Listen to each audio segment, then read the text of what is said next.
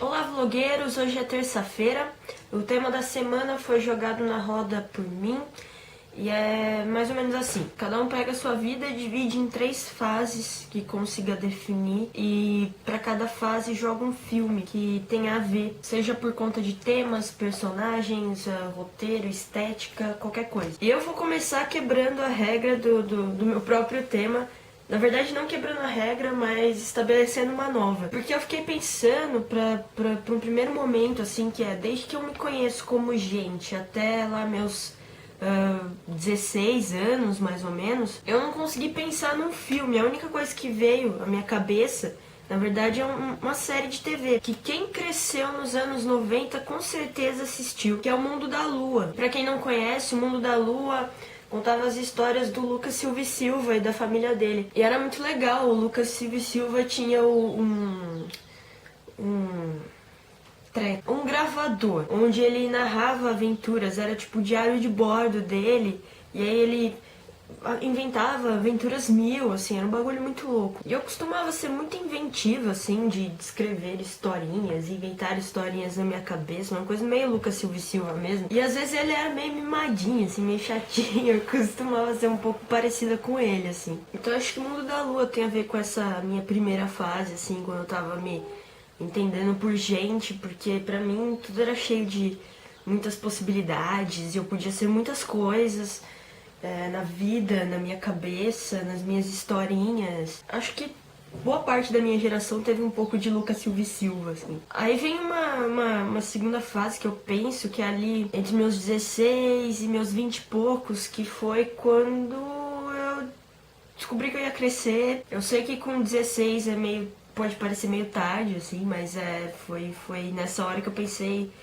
agora a porra ficou séria, sabe? Tem um filme chamado Ghost World, Aprendendo a Viver. Esse filme é sobre essas duas garotas adolescentes que elas estão terminando o colégio e planejando a vida adulta delas. E elas tinham tudo planejado, trabalhar e serem amigas pra sempre, morarem juntas e tal. Só que aí elas começam a se dar conta das incertezas, assim, da vida. Ver que a realidade adulta, ela não é tão Lucas Silva e Silva, assim. E é difícil cair na real. Elas se separam, digamos assim, uma vai trabalhar, viver a vida dela e a outra fica parada, assim, no meio da rua, praticamente, sem... Foi meio que aconteceu comigo, assim, porque eu vivi um estado de incerteza durante uns anos, eu não sabia o que eu ia fazer na minha vida. Eu sabia que eu tinha que crescer, como eu não sabia. Eu não sei se eu sei muito bem até hoje, pra falar a verdade. Engraçado que uma das vezes que eu assisti esse filme, era meu aniversário, eu tava sozinha em casa. E foi tipo... Pô... Aí com o tempo eu descobri que essa fase de incerteza, ela passa.